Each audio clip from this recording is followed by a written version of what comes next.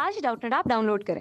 Doubtnut पर अपने सभी गणित, रसायन विज्ञान, भौतिक विज्ञान और जीव विज्ञान के डाउट्स का करो सफाया।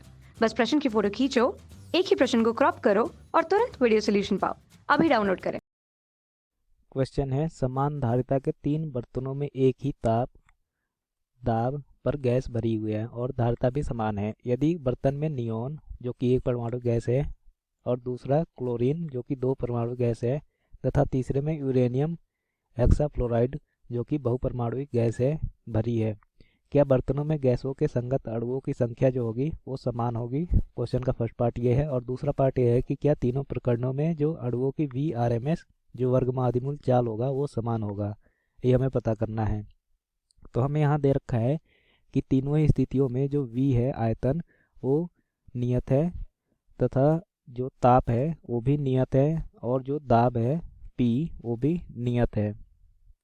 तो जो क्वेश्चन का फर्स्ट पार्ट है उसमें पूछा है कि क्या बर्तनों में गैसों के संगत अणुओं की संख्या समान होगी, ये हमें पता करना है। तो हम जानते हैं कि जब बर्तन में कोई गैस भरी रहती है तो उसके लिए हम आदर्श गैस समीकरण का यूज करते हैं जो होता है PV इक्वल टू nRT। तो यहाँ से जो n का मान होता है PV अपॉन RT के बराबर होता है।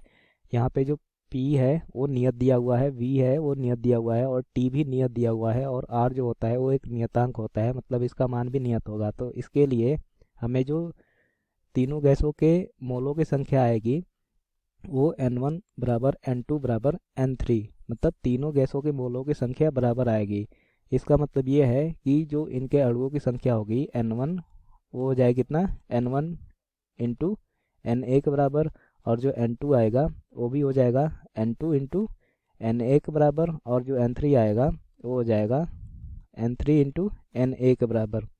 इसका मतलब जो N1 होगा जो कि स्मॉल n1 स्मॉल n2 और स्मॉल n3 बराबर है, इसलिए कैपिटल N1 और कैपिटल N2 और कैपिटल N3 भी बराबर हो जाएगा। यहाँ पे जो Na है वो है अवगाद्रो संख्या।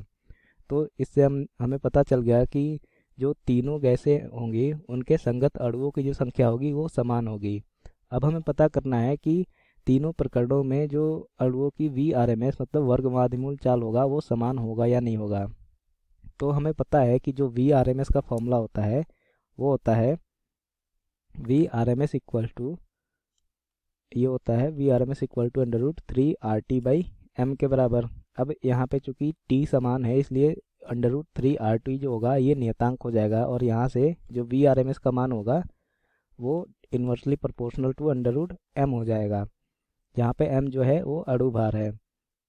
अब चूंकि तीनों बर्तनों में भरी गैसों के अणु भार भिन्न भिन्न है, अतः अणुओं की जो वर्गमादिमूल चाल होगी VRMS वो भी अलग अलग होगी। तो नियोन का अणु भार सबसे कम होता है, चूँकि m ऑफ नियोन सबसे कम है इसलिए जो VRMS होगा नियोन का वो सबसे ज़्यादा होगा।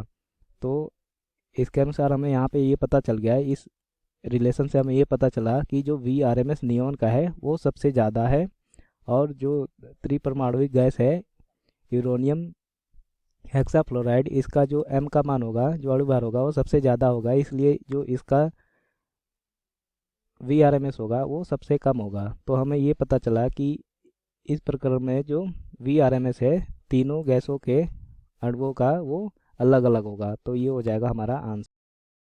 कक्षा 6 से 12वीं से लेकर नीट, IIT, JEE वो एडवांस के लेवल तक 1 करोड़ से ज्यादा छात्रों का भरोसा। आज ही डाउनलोड करें डाउटनेट ऐप या व्हाट्सएप करें अपने सारे डाउट्स 8400 400 400 पर।